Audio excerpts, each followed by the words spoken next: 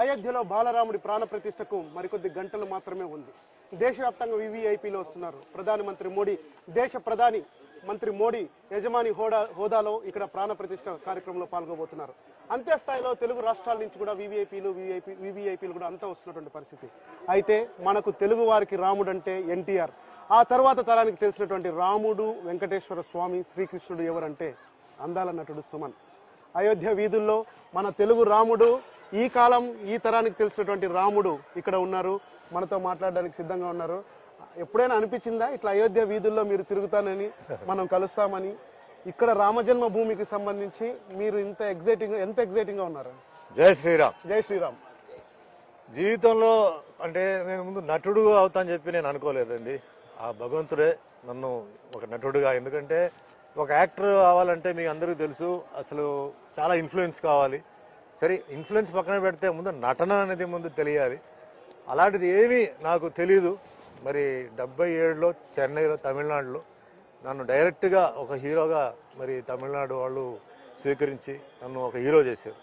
దాని తర్వాత ఇంకా తమిళ్ ఫీల్డ్లోనే ఉంటామో అని అనుకున్న ఒక విషయంలో అనుకోకుండా నాకు తెలుగులో ఒక ఛాన్స్ రావడం, మా మిత్రుడు భానుచందర్ తీసుకొచ్చి తమారెడ్డి భరద్వాజ గారికి, రేలింగ నరసింహరావు గారికి పరిచయం చేసి తెలుగు సినిమాలు ఇద్దరు కిలాడులతో స్టార్ట్ చేసి ఇంకా అలా తెలుగులో వచ్చింది. దాని తర్వాత కన్నడ, మలయాళం. మీ సినీ పరిశ్రమ ఎంట్రీ అంతా మాకు తెలుసు. మీరు ఒక అందాల నటుడుగా తెలుసు టాలీవుడ్ లో ఇది. కానీ వివాదాలను మిమ్మల్ని మాయం చేసిండేది రాముని రూపమా, వెంకటేశ్వరుని రూపమా, శ్రీకృష్ణుని రూపమా? అంటే నేను అదే చెప్తున్నానండి, ఏమీ తెలియనివాడు, నటన తెలియనివాడు, సినిమా ఇండస్ట్రీలో ఎటువంటి ఒక రిలేషన్ కానీ లేకపోతే ఒక మిత్రుడు కానీ ఏమీ తెలియని వాడికి మరి ఆ భగవంతుడు ఏంటంటే అసలు తీసుకొచ్చేసి ఒక అవకాశం ఇచ్చి ముందు నటుడుగా చేసి, అసలు యాక్టింగ్ తెలియని వాడికి తర్వాత యాక్టింగ్లో అవార్డ్స్ రావడం, తర్వాత వివిధ భాషల్లో చేయడం, అన్నీ దేవుడిదే చెప్పు. అంటే మా తల్లిదండ్రులు ఆశీర్వాదాలతో ఆ భగవంతుడు కరుణించి నన్ను ఇంతవాడు 46 సంవత్సరాలు సినిమా ఇండస్ట్రీకి వచ్చి ఈరోజు 100 సినిమాలు తెలుగులో పూర్తి చేసి, తమిళ్, కన్నడ సినిమాలు 50 సినిమాలు చేసి మొత్తం 708 సినిమాల వరకు ఇప్పుడు 10 భాషల్లో చేస్తానంటే అది ఆ దేవుడు అనుగ్రహమే. హీరో సుమన్ రాముణ్ణి ఎంతవరకు నమ్ముతాడు? ఈ రోజు ఈ అయోధ్య గడ్డపైన మనం నడుస్తున్నాం, అయోధ్య వీధుల్లో నడక ఎలా ఉంది? ఖచ్చితంగా నాకేంటంటే ఒక యాక్షన్ హీరో, ఫ్యామిలీ హీరో, ఒక అలాంటి హీరో నుంచి సడన్ గా నాకు ఆ వెంకటేశ్వర స్వామి అంటే నా మీద దయ చూపించి, అన్నమయ్య సినిమాలో వెంకటేశ్వర స్వామి అంటే గ్రేట్ ఎన్టీఆర్ గారు చేసిన తర్వాత చాలా మంది చేశారు. అయితే నాకు అది రావడం, ఆ Annamayya cinema director K Raghavendra గారు నాకు ఆ అవకాశం ఇవ్వడం, అలాగే హీరో నాగార్జున గారు, ప్రొడ్యూసర్ దొరసామరాజు గారు, పాపం ఇప్పుడు లేరు ఆయన. నేనేదో అంటే ఎందుకో తెలీదు, ముందు వద్దు నేను ఫీల్ అయితే మరి ఆ భగవంతుడు బలవంతంగా ఆ సినిమా నాతో చేయించి, అసలు president of India Shankar Dayal Sharma గారు చూసి నా పక్కనే ఆయన కూర్చొని సినిమా చూసే భాగ్యం ఆ భగవంతుడు ఇచ్చారు. దీని తర్వాత ఇంకా భగవంతుడు ఉన్నారా లేరా దీనికి ఇంకా నాకు ఏం చెప్పాలి. శ్రీరామదాస్ గురించి మళ్ళీ మాట్లాడదాం. ఇప్పుడు అయోధ్యలో ఉన్నాం. ప్రతి ఒక్క భారతీయుడి కళ అయోధ్య రామ జన్మభూమి. ఈ కార్యక్రమంలో రేపు మరికొద్ది గంటల్లో మీరు కూడా హాజరు కాబోతున్నారు. ఎలా అనిపిస్తుంది? పేపర్లు చదువుతారు, సినిమా నటులు మొత్తం పొలిటికల్ గా ఫాలో అవుతారు, ఆ తర్వాత జరుగుతున్నటువంటి డెవలప్మెంట్స్ అన్ని కూడా అబ్జర్వ్ చేస్తారు. ఎలా ఫీల్ అవుతున్నారు? ఈ రామ జన్మభూమి జరుగుతుంది, అయోధ్య రామాలయంలో రాముని ప్రతిష్ట అనుకున్నారా? ఎంతో మంది ప్రధానమంత్రులు వచ్చారు, ఎంతో మంది ఏదేదో ఒక అంటే స్టేట్మెంట్ ఇచ్చారు, అంటే భారతదేశం గురించి ఏమేమో చేద్దాం అది అన్నారు. కానీ మరి ఈ ఒక్క విషయంలో నిజంగా ప్రధానమంత్రి గారు నరేంద్ర మోడీ గారికి నేను నమస్కరిస్తున్నాను. ఎందుకంటే ప్రతి హిందూ అసలు ఈ విషయం మటుకు మర్చిపోకూడదు. ఎన్నో ఎలక్షన్స్కి ఏంటంటే మేము అది చేస్తాం, ఇది చేస్తాం, అది చేస్తాం అని చెప్పారు తప్ప ఈ ఒక సమస్య, ఈ విషయాన్ని కూర్చొని నేను చెయ్యాలి, if there is a will there is a way అంటారు.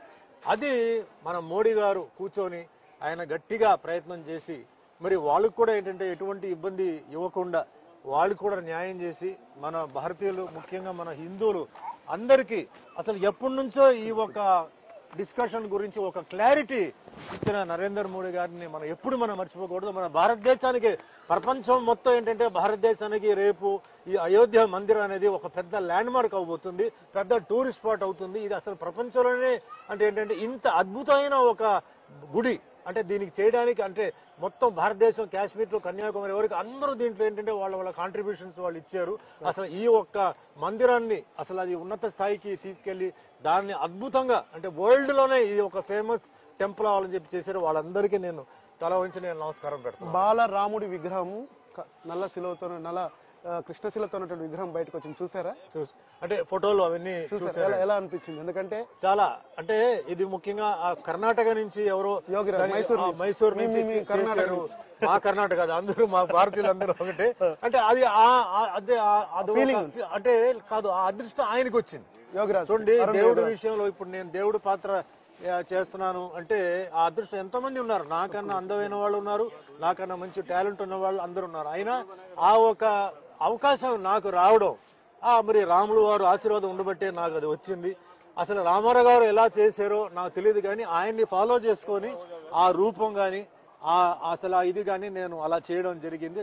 ప్రజలందరికీ నచ్చింది, ముఖ్యంగా అన్ని సన్నివేశాలన్నీ నచ్చింది. సో అట్లా నాకేంటంటే రాములు వారు ఆశీర్వాదం ఎట్లా వెంకటేశ్వర స్వామిది ఉందో రాముల వారి ఆశీర్వాదం ఉండబట్టే ఈ రోజు నేను ఇక్కడికి వచ్చాను. అంటే నేను ఇక్కడికి రావడానికి ముందుగా నాకు మెయిన్ గా హెల్ప్ చేసింది నా మిత్రుడు తిరుమల బ్యాంక్ చైర్మన్ చంద్రశేఖర్ గారు. మొత్తం ఆయనే అంటే టికెట్లు బుక్ చేసి మీరు రావాలి రావాలని చెప్పి పాప అన్ని చేశారు.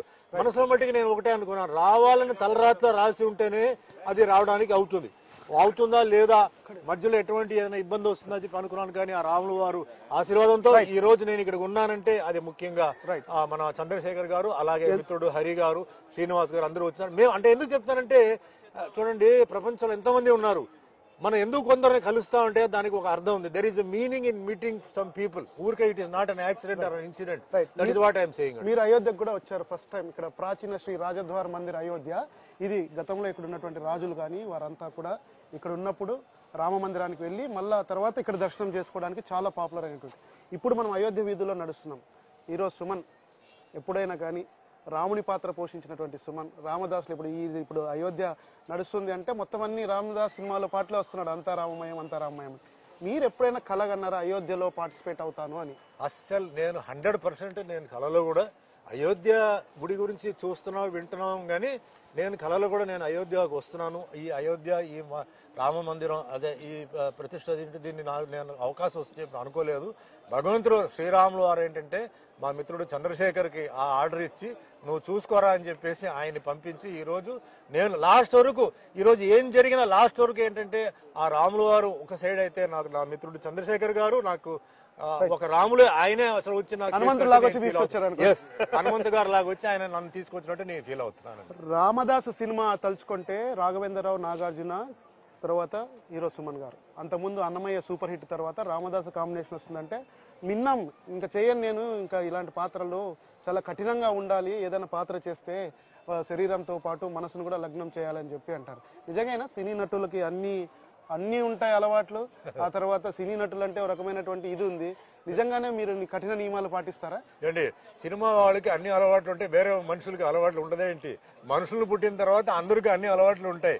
కానీ ఒక పాత్ర ఇలాంటి పాత్ర చేసినప్పుడు రామారావు గారు అంటే నేను విన్నది ఏంటంటే ఆయన నిష్టగా అంటే నేల మీద పడుకోవడం, వెజిటేరియన్ గా ఫ్యామిలీ లైఫ్ కు దూరంగా ఉండి తెల్లారుజాము 3 గంటలకి లేచి రెడీ అవడం విన్నాను. సో ఆయన దీని ప్రకారం నేను ఏం చేశానంటే అంటే అన్నమయ్య సినిమాకి 8 నెలలు నేల మీద పడుకొని వెజిటేరియన్ గా ఉంటూ ఫ్యామిలీ లైఫ్ కు దూరంగా ఉంటూ ఒక రూమ్ లో ఉంటూ చుట్టూ వెంకటేశ్వర స్వామి బొమ్మలు విగ్రహాలు పెట్టుకుని ఉన్నాను.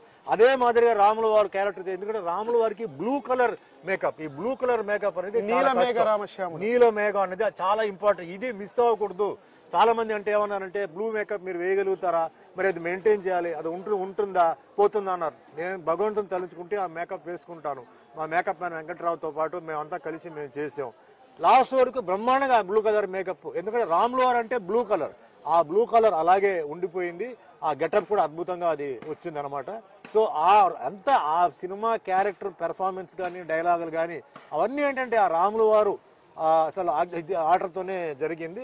చాలా అద్భుతంగా ఆ గెటప్ కానీ ఇదన్నీ మొత్తం డైరెక్టర్ రాఘవేంద్ర గారు మరి ఆయన అద్భుతంగా ఆయన డైరెక్షన్తో ఆ పాత్ర, భార్గవి గారు డైలాగ్స్ చెప్పారు, కీరవాణి గారు మ్యూజిక్, ఇవన్నీ కాంబినేషన్తో నాకు అంత మంచి పేరు వచ్చింది అనమాట. రాముడిగా చేసేటప్పుడు నియమాలు ఏమైనా పాటించారా, తెలుసుకున్నారా రామచరిత్రకు రాముల విషయం అంటే నాకు దేవుడి విషయం నాకేంటంటే వెంకటేశ్వర స్వామి అన్నమయ్య సినిమా పాత్ర చేసిన తర్వాతనే చాలా విషయాలు, ఎందుకంటే గుడికి వెళ్తే కొంచెం అయ్యర్ వాళ్ళు ఉంటారు వాళ్ళ దగ్గర, అలాగే కొందరు స్కాలర్స్ పండిట్స్ ఉంటారు, వాళ్ళు వచ్చి నాకు చెప్పడం. అలాగే రాముల వారి విషయంలో కూడా ఏంటంటే ఏమేమి నియమాలు పాటించాలి, ఏమేమి చేయాలి, అలాగే ఆ సింపుల్ మంత్ర అంటే వాళ్ళు ఏం చెప్పారంటే మరీ పెద్ద మంత్రం వద్దండి, శ్రీరామ జయ రామ జయ జయ రామ, ఇది మీరు చెప్పండి, శ్రీరామ జయ రామ జయ జయ రామ, ఇది చెప్పుకొని పోండి. మీరు డైలాగులు అన్ని మీరు చెప్పేటప్పుడు ఇవన్నీ చెప్పుకొని పోండి అన్నారు. మనసులో రాముడు ఎట్లా ఆంజనేయ స్వామి మనసులో ఎప్పుడు రాముల వారిని తలుచుకున్నారు, నేను కూడా అలాగే ఆంజనేయ స్వామిని, రాముల వారిని, సీతమ్మని తలుచుకొని ఆ పిక్చర్ షూటింగ్ నేను చేయడం జరిగింది అనమాట. మళ్ళా వెంకటేశ్వర స్వామిగా చేశారు, శ్రీరాముడిగా చేశారు, మళ్ళీ అవకాశాలు రాకనా లేకపోతే వద్దు ఇంకా దేవుణ్ణి బరువుగా మోయలేము మనము అన్నటువంటి ఆలోచన ఏమన్నా వచ్చింది? లేదు. దాని తర్వాత శ్రీ సత్యనారాయణ స్వామి సినిమాలో సత్యనారాయణ వ్రతం అంటే ఏంటి, సత్యనారాయణ వ్రతం ఎందుకు చేయాలి, అసలు డబ్బున్న వాళ్ళే చేయగలుగుతారా, పేదవాళ్ళు చేయలేడు అని చెప్పి దానికి క్లారిఫై ఇచ్చి దాంట్లో 7 కథలు వస్తాయి. అంటే మనుషులు ఏంటంటే అన్ని రకమైన ఒక ఫీలింగ్స్ ఉంటాయి, వాటి గురించి చెప్పాను. నేనేం చెప్పానంటే చేసిన క్యారెక్టర్ని మళ్ళీ ఇంకోసారి చేసి అంటే ఏమి విషయం లేకుండా చేయకుండా నేను చేయను. వేరే పాత్రలు అంటే చాలా ఉన్నాయి, అంటే మన హిందూ దీని ప్రకారం చూసుకుంటే దేవుళ్ళు చాలా ఉన్నారు, ఎందుకంటే దీనికి చాలా శ్రమ ఉంది, దీనికి చాలా నియమాలు పాటించాలి, ఏది అంటే చెడు ఏమి జరగకూడదు, ఇలా చాలా జాగ్రత్తలు చూసుకోవాలి, చేసుకోవాలి. ఆ విధంగా నేనేం చెప్పింది ఏంటంటే చేసిన క్యారెక్టర్ మళ్ళీ రిపీట్ చేయకుండా ఫ్రెష్ క్యారెక్టర్స్ ఏదైనా ఉంటే నేను చేస్తానని చెప్పి ఇంకా చాలా దేవుడి పాత్రలు ఉన్నాయి, కానీ చేసే నిర్మాత దర్శకుడు కావాలి, అంత ఈజీ కాదు. అలాంటి వచ్చినట్లు తప్పకుండా చేస్తాను. 500 సంవత్సరాల తర్వాత శ్రీరాముడు 500 సంవత్సరాల తర్వాత శ్రీరాముడు ఇక్కడికి అయోధ్యకు వస్తున్నాడు. రేపు ప్రాణ ప్రతిష్ఠ జరుగుతుంది, శిలా విగ్రహ ప్రతిష్టాపన రేపు జరుగుతుంది. ఒక భారతీయుడిగా, నటుడిగా వదిలేయండి, ఎన్నో రాముడి పాత్రలుగా వదిలేశారు, భారతీయుడిగా ఎలాంటి ఎక్సైట్మెంట్ ఉంది? చాలా సంతోషం అండి, ఇది నిజంగా ఇట్స్ ప్రైడ్ ఆఫ్ ఇండియా. ఇది అసలు it is marvellous happening in India. అదే చెప్తున్నాను కదా, ఈ ఒక విషయానికి మట్టికి మన ప్రధానమంత్రి మోడీ గారికి మనం సెల్యూట్ చేయాలి. ఎందుకంటే ఇక్కడ మళ్ళా రాజకీయం ఇక్కడ వచ్చేసి ఆ ఫీలింగ్ అన్ని అది పెట్టుకోకుండా మన హిందువుల కోసం, మన భారతీయ హిందువుల కోసం ఆయన అసలు వచ్చేసి మన పరువుని ఆయన అంత పైకి తీసుకెళ్లారు. అంటే ఆ లెవెల్ చేసిన ఒక వ్యక్తిని మనం మర్చిపోకూడదు. మన ఇక్కడ రాజకీయం ఓకే, పార్టీ పరంగా మీరు ఏదైనా మీరు చేసుకోండి, కానీ ఈ ఒక హిందూ అంటే ధర్మం, సనాతన ధర్మం కోసం మీరు దయచేసి పాలిటిక్స్ ని తీసుకొచ్చి మీరు కన్ఫ్యూజ్ చేయకుండా మీరు దీన్ని సపోర్ట్ చేయాలి. మీలో ఏదైనా మీరు డిఫరెన్సెస్ ఉంటే కూడా దాన్ని మీరు అసలు మీరు దీన్ని రాజకీయంగా మాట్లాడదాం, తీసుకొచ్చి చేయాలండి, రాజకీయంగా మాట్లాడదాం మళ్ళా. కానీ ఇప్పుడు జరుగుతున్నటువంటి దీంట్లో కూడా చాలా మంది సెలబ్రిటీలు కూడా జై శ్రీరామ్ అన్నది ఒక రాజకీయంగా వాడుతున్నారు అన్న దానికి సంబంధించి ఉంది. సినీ నటులు కూడా దీనిపై ఏమి స్పందించలేకపోతున్నారు, అంటే డివైడ్ అయ్యారా? చూడండి, భక్తి అనేది ఇది ఫోర్స్డ్ గా రాకూడదండి, వాళ్ళ మనసులో ఏమేమి అనిపిస్తుందో అది వాళ్ళు చెయ్యాలి. కానీ మన ఇండియా కోసం మనం ఇంత చేసిన ఒక విషయాన్ని అదేంటంటే మనం మర్చిపోకుండా మనం ముందుకు తీసుకెళ్ళాలి. అండ్ ఇక్కడ ఏంటంటే మళ్ళీ పాలిటిక్స్ వచ్చినప్పుడు పాలిటిక్స్ గా చూడండి, బిజినెస్ గా చూడండి, స్పోర్ట్స్ గా చూడండి, అన్ని చూడండి. కానీ హిందువులు అందరూ మీరు ఏంటంటే నేను చెప్పేది ఒకటే, ఈ ఒక విషయం ఎంత అద్భుతమైన విషయం, అసలు ఈ మొత్తం ప్రపంచం దీన్ని మాట్లాడుతుంది. సో దయచేసి మీకు ఫెయిత్ ఉందా, మీరు హిందువులా, మీరు రండి, సపోర్ట్ చేయండి. కాదు మేము హిందువులు కాదంటే అది మీ ఇష్టం, అది నేనేం ఫోర్స్ చేయను. అయితే అయోధ్యలో మీరున్నారు, శ్రీరాముడుగా గ్రీన్ మ్యాట్ లో ఎన్నో దాంట్లో తిరిగింటారు, కానీ అయోధ్య వీధుల్లో తిరుగుదాం రండి ఒకసారి. ఎందుకంటే అయోధ్య వీధులు ఇవన్నీ 500 లక్షల ఏళ్ల కిందట శ్రీరాముడు నడయాడిన ప్లేస్ అని చెప్పి హిందువులంతా భావిస్తున్నారు, అదే స్థాయిలో కూడా ఇదవుతున్నారు. ఈ వీధుల్లోనే మొత్తం అంతా కూడా ప్రభుత్వం అంతా ఏర్పాటు చేసినటువంటి పరిస్థితి. ఇది పార్క్, రామకథ పార్కుగా త్వరలో చేయబోతున్నారు. మొత్తం అంతా కూడా వీధులన్నీ కూడా గతంలో ఇదిగా ఉంటే వారు స్పష్టంగా వారికి ఇచ్చారు, ప్రభుత్వానికి ఇచ్చి మీరే డెవలప్ చేయండి అని చెప్పారు. సో మనం చూస్తున్నటువంటి టెంపుల్ ఏదైతే వెళ్లాల్సిన టెంపుల్ ఏదైతే ఉందో అది అక్కడ ధ్వజస్తంభం కనిపిస్తుందిగా, ధర్మధ్వజ స్తంభం. ఆ ధర్మధ్వజ స్తంభమే రేపు ప్రతిష్టాపనకు సంబంధించినటువంటి ఒక అంశం. సో ఎలా ఉంది అసలు ఈ తిరుమల వీధుల్లో? మీకు హనుమంతులు ఎంతో మంది తీసుకొని వచ్చిండొచ్చు, కానీ మీకు ఇది ఎలా ఫీల్ అవుతున్నారు? అద్భుతం సార్, ఇది లైఫ్ లోనే నాకు ఏంటంటే ఈ ఒక టైంలో నాకు ఈ అదృష్టం దొరకడం నిజంగా నాకు మా తల్లిదండ్రులు చేసిన పుణ్యం. నాకు ఇది రావడం, ఇది లైఫ్ లోనే నేను మర్చిపోను నేను. ఎందుకంటే ఇంత అద్భుతమైన ఒక విషయం అయోధ్యలో వచ్చేసి ఈ ఒక టెంపుల్ ప్రారంభోత్సవంలో పాల్గొనడం, ఇది నిజంగా అసలు కలవా నిజం నాకు అర్థం కావట్లేదు. అదృష్టం ఉంది కాబట్టి నేను ఇది ఇంకోటి కూడా చెప్తాను, ఇక్కడ అందరూ రావాలనుకుంటారు కానీ కుదరదు. పెద్ద పెద్ద వాళ్ళు రావాలనుకుంటారు, కుదరదు. ఎవరికి తలరాత్లో రాసి ఉందో, ఎవరికి ఆ భగవంతుడు ఆ పర్మిషన్ ఇస్తారో వాళ్ళకే అవుతుంది, వాళ్ళకే సాధ్యం. ఇక్కడ డబ్బు, కోటీశ్వరులు లాంటివి కాదు. ఎవరి మనసు రాముల వారికి ఉందో అసలు వాళ్ళే రాగలుగుతారు కదా, తప్ప మిగతా అన్ని రాలేరు. సో నమ్మండి, అసలు రండి, శ్రీరాములు గారు ఆశీర్వాదాలు తీసుకోండి. అందరూ బాగుండాలి, అందరూ సంతోషంగా ఉండాలి. ఇక్కడ మళ్ళీ ఇంకోటి చెప్తాను, మన భారతీయులు అందరూ సంతోషంగా ఉండాలి. వాళ్ళు ఉండాలి, వీళ్ళు ఉండకూడదని చెప్పి నేను చెప్పట్లేదు. అందుకే చెప్తున్నాను, ఆల్ పొలిటీషియన్స్ ప్లీజ్, ఇది మన భారతదేశానికే ఇది ఒక గర్వకరమైన విషయం. మీ పొలిటికల్ ఫీలింగ్స్ మీరు పెట్టుకోండి, నేను వద్దని చెప్పట్లా. బట్ ఈ ఒక్క టెంపుల్ విషయంలో మట్టికి అవన్నీ మీరు డైల్యూట్ చేసి వచ్చి ఈ ప్రోగ్రామ్ మీరు సక్సెస్ చేయాలి. రాముల వారి ఆశీర్వాదం తీసుకోండి. తెలుగు ప్రజలకు, ముఖ్యంగా తెలుగు రాష్ట్రాల ప్రజలకు కావచ్చు, మీరు దక్షిణాది నటుడుగా ఈ యొక్క అయోధ్య సంబంధించి ఏం చెప్తారు? తెలుగు ప్రజలకి అదే మాదిరిగా మన భారతదేశంలో ఉన్న ప్రజలందరికీ, ముఖ్యంగా హిందూ ప్రజలకు నేను చెప్తున్నాను, ఇది అసలు ఎంత పెద్ద ఒక విషయం అంటే లైఫ్లో చాలా మంది అనుకోవచ్చు ఏముందిలే ఏదో చేశారండి. కానీ ఇక్కడ వచ్చి మీరు చూడండి ఎలాంటి చోటు ఇది, ఇప్పుడు ఎలా అయిపోయింది, రేపు భవిష్యత్తు ఎలా ఉంటుంది. ఇప్పటికే చాలా మార్పు వచ్చేసింది. అసలు ఆ రాముల వారి గుడికి వాళ్ళు ఎంతో మంది, అంటే మళ్ళీ చెప్తున్నాను కదా, మొత్తం దేశం నుంచి వచ్చిన్నారు చాలా మంది. వాళ్ళందరూ వాళ్ళ కాంట్రిబ్యూషన్స్ ఇచ్చున్నారు. వాళ్ళందరూ మనం మర్చిపోకూడదు. పేరున వాళ్ళందరికీ నేను మనస్ఫూర్తిగా నేను ధన్యవాదాలు చెప్తున్నాను. అండ్ ఈ ఒక టెంపుల్ రేపు ఫ్యూచర్లో జన్మకి ఏంటంటే ఈ టెంపుల్ ఏంటంటే ఒక అద్భుతమైన ఒక టెంపుల్, ప్రపంచంలోనే one of the land marks of India అంటే అయోధ్య టెంపుల్ అవబోతుంది. సో మళ్ళీ నేను ప్రైమ్ మినిస్టర్ నరేంద్ర మోడీ గారికి ధన్యవాదాలు చెప్తున్నాను అన్నమాట. అయోధ్య సినీ రాముడు, అయోధ్య దేవాలయంలో సినీ రాముడు ఈరోజు సుమన్ యొక్క కోదండ రాముడిపై తనకున్నటువంటి భక్తిని కావచ్చు, తనకున్నటువంటి ఆనందాన్ని కూడా వ్యక్తపరుస్తున్నటువంటి పరిస్థితి. ఆయన దేవాలయం చూడడానికి వచ్చారు, తర్వాత రామదర్శనానికి మరి కాసేపట్లో కూడా వెళ్తున్నటువంటి పరిస్థితి ఉంది. తెలుగు ప్రజలందరూ కూడా అయోధ్య సందర్శించాలని చెప్తున్నారు. సినీ నటుడుగా రాముడి వేషం వేసినా కానీ నియమాలు పాటించడంలో మాత్రం ఒక మనిషిగానే తాము పాటిస్తున్నామని చెప్పి కూడా ఆయన తన యొక్క ఆనందాన్ని, భావోద్వేగాన్ని చెప్తున్నారు. ఇక్కడికి అయోధ్యలో ఉండడం, అయోధ్యకు రావడం పూర్వజన్మ సుకృతమని, కేవలం తన పేరు ఇక్కడ రాసి పెట్టి ఉంది కనుకనే తనకు కూడా దర్శన భాగ్యం కలుగుతోంది అని చెప్పి కూడా ఆయన చెప్తున్నారు. అయోధ్య నుంచి కెమెరామ్యాన్ విశ్వపాల్తో దినకర్, NTV.